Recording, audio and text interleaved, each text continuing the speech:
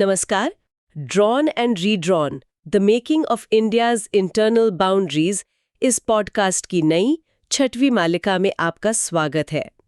ये podcast India state stories प्रकल्प का एक हिस्सा है जो पिछले 150 वर्षों में भारत की आंतरिक राजनीतिक और प्रशासनिक सीमाओं में आए बदलावों का अध्ययन करता है। ये प्रकल्प पुणे स्थित फ्लेम विश्वविद्यालय के centre for legislative education and research के सहयोग से संचालित किया जाता है।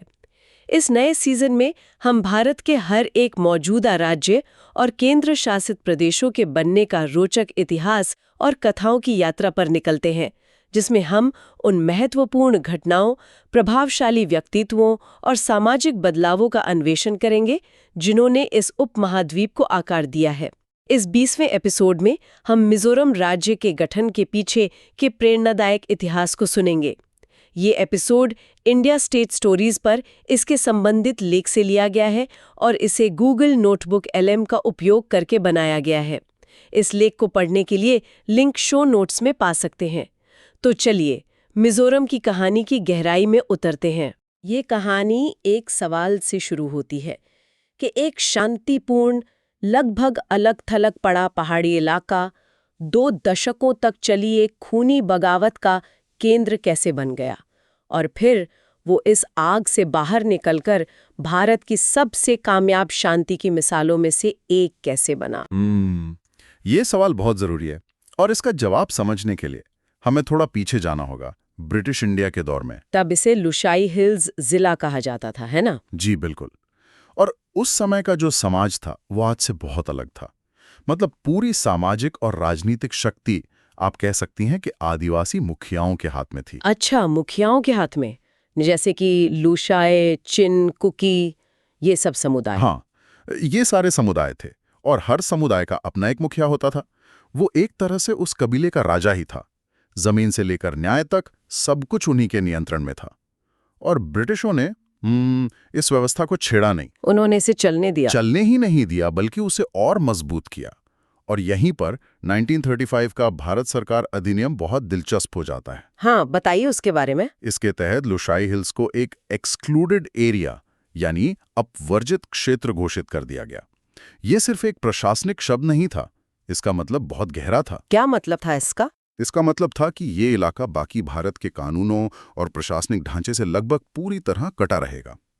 ब्रिटिशों को लगा कि इन आदिवासी समुदायों को उनके हाल पर छोड़ देना ही सबसे बेहतर है।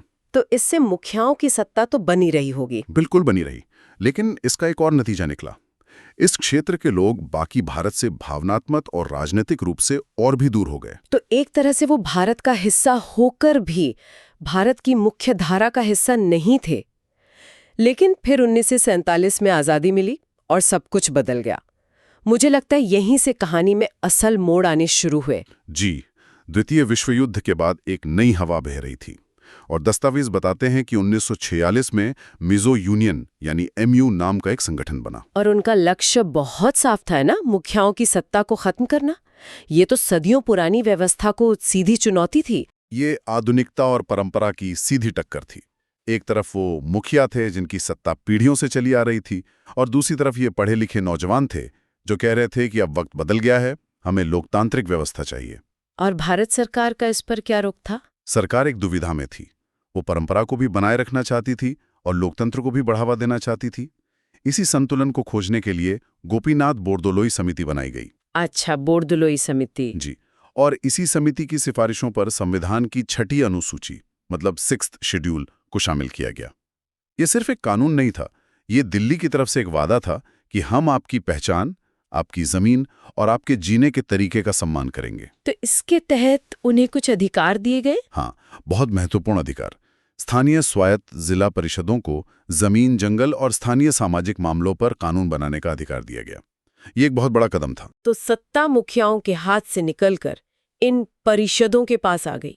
और इसी दौरान 1954 में एक और बहुत बड़ा सांकेतिक बदलाव हुआ।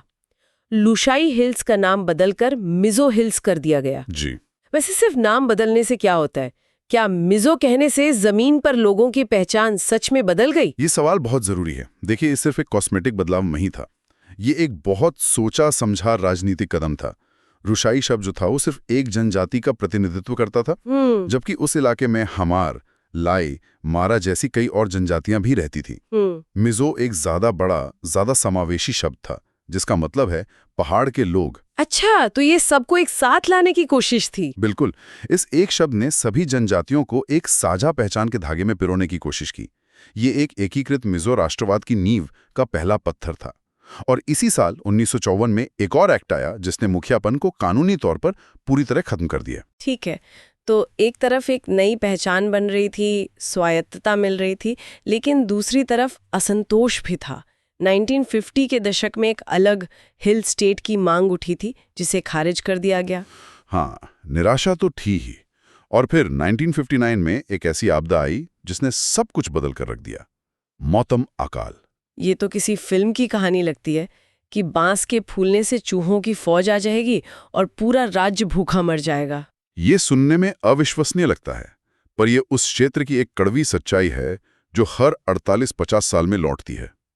मेलोकैना बैसीफेरा नाम की एक बांस की प्रजाति है जी। जब उसमें फूल आते हैं तो वो भारी मात्रा में बीज पैदा करती है। ये बीज चूहों के लिए एक दावत की तरह होते हैं। उनकी आबादी में विस्फोट हो जाता है। विस्फोट मतलब कितने चूहे? लाखों करोड़ों चूहे। और जब बांस के बीज खत्म हो जाते हैं तो ये चूहों की फौज खेतों पर धावा बोल देती है और कुछ ही हफ्तों में पूरी की पूरी फसल तबाह कर देती है। और सबसे चौंकाने वाली बात यह है कि स्थानीय बुजुर्ग अपनी पारंपरिक जानकारी के आधार पर सरकार को चेतावनी दे रहे थे। उन्हें पता था कि मौसम आने वाला है। बिल्कुल, लेकिन असम सरकार ने इसे नजरअंदाज कर दिया। और यही वो मोमेंट है जहां कहानी पलट जाती है। ये सिर्फ भूख का संकट नहीं था, ये भरोसे का संकट था। जब सरकार मदद नहीं करती तो लोग अपनी रक्षा खुद करते हैं। लोगों में जबरदस्त गुस्सा था। इसी गुस्से और लाचारी के बीच से एक संगठन उभरा, एंटी फैमिन कैंपेन ऑर्गेनाइजेशन। अच्छा, ये एक राहत संगठन था? हाँ, इसका काम लोगों तक राहत पहुंचाना था। और बाद में यही संगठन बना मिजो नेशनल फ्रंट यानी MNF, जिसका नेतृत्व लाल डिंगा कर रहे थे।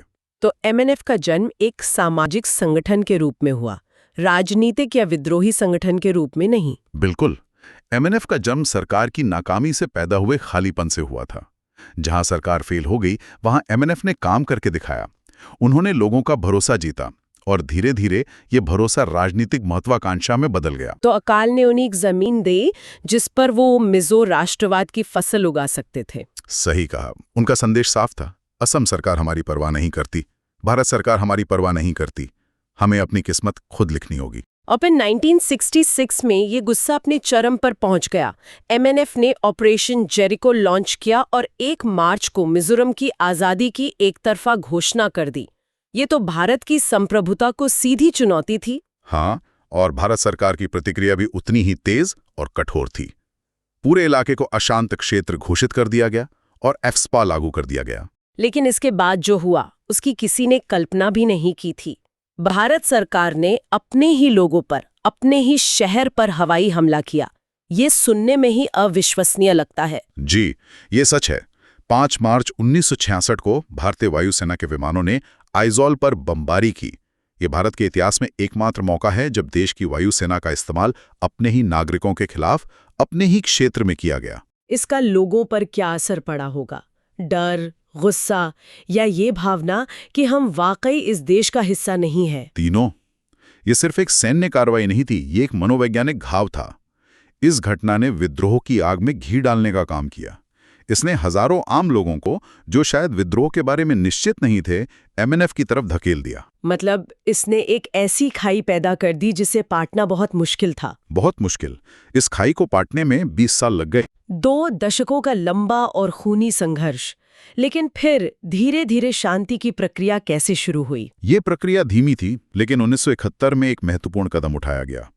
उत्तर पूर्वी क्षेत्र पुनर्गठन अधिनियम के तहत मिजोरम को असम से अलग करके एक केंद्र शासित प्रदेश का दर्जा दिया गया। तो ये दिल्ली की तरफ से एक संकेत था कि हम आपकी अलग पहचान को मान्यता देने के लिए तैयार हैं? जी, ये पूर्ण राज्य के दर्जे की ओर पहला कदम था, लेकिन शांति अभी भी दूर थी। तो असली सफलता कब और कैसे मिली?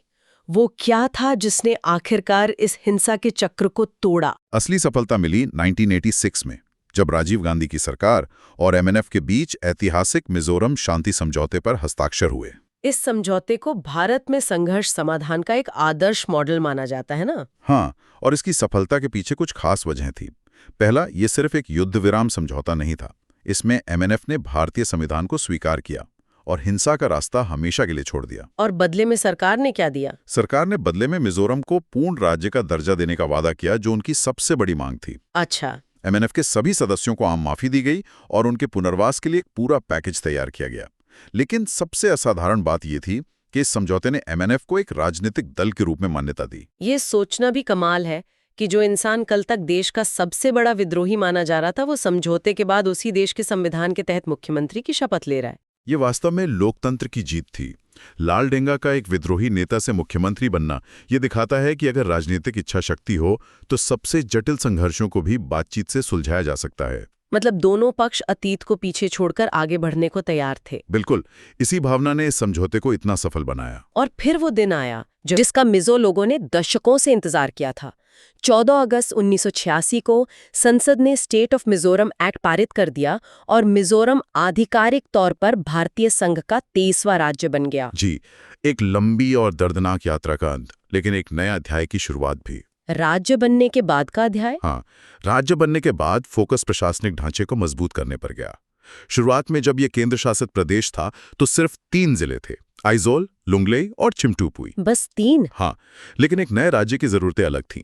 शासन को लोगों के करीब ले जाना जरूरी था। तो और जिले बनाए गए? बिल्कुल। 20वीं सदी के अंत तक मामेत, औलासेब, चंपाई जैसे नए जिले बने।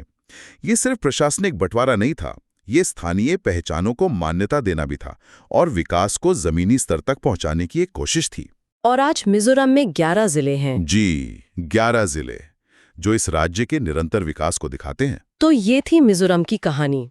एक आदिवासी जिले से शुरू होकर मौतम जैसे विनाशकारी अकाल का सामना करते हुए 2 दशकों के हिंसक संघर्ष से गुजरकर और अंत में भारतीय संघ के एक शांतिपूर्ण और प्रगतिशील राज्य के रूप में उभरने की कहानी। ये कहानी मिजो लोगों के असाधारण लचीलेपन, उनकी अदम्य भावना और शांति की गहरी चाहत का प्रतीक है। सही कहा। और ये हमें एक बहुत ही प्रासंगिक और विचारणीय प्रश्न के साथ छोड़ जाती है। क्या प्रश्न? उग्रवाद से एक स्थिर लोकतंत्र तक मिजोरम की यात्रा को अक्सर भारत में संघर्ष समाधान के एक सफल मॉडल के रूप में देखा जाता है। तो सोचने वाली बात यह है कि मिजोरम समझौते से जहां दोनों पक्षों ने असाधारण परिपक्वता दिखाई, देश में चल रहे अन्य दीर्घकालिक क्षेत्रीय संघर्षों को हल करने के लिए क्या सबक सीखे जा सकते हैं?